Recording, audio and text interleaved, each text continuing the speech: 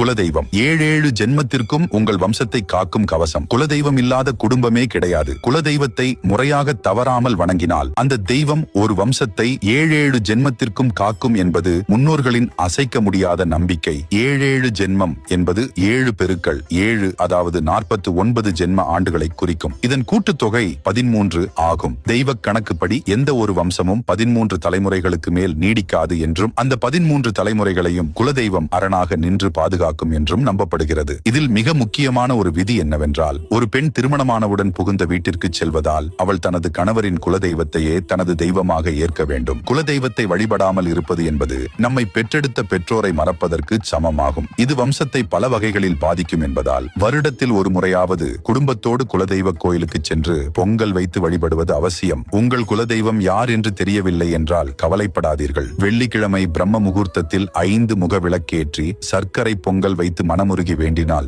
ஏதோ ஒரு ரூபத்தில் உங்கள் குலதெய்வம் உங்களை வந்தடையும். சுக்குக்கு மிஞ்சிய மருந்தும் இல்லை, குலதெய்வத்திற்கு மிஞ்சிய கடவுளும் இல்லை என்பதை எப்போதும் நினைவில் கொள்ளுங்கள். உங்கள் குலதெய்வத்தின் பெயரை மறக்காமல் கமெண்ட் செய்யுங்கள். இந்த ஆன்மீக தகவல் உங்களுக்கு பிடித்திருந்தால் நமது சேனலை ஒரு சப்ஸ்கிரைப் செய்து கொள்ளுங்கள்.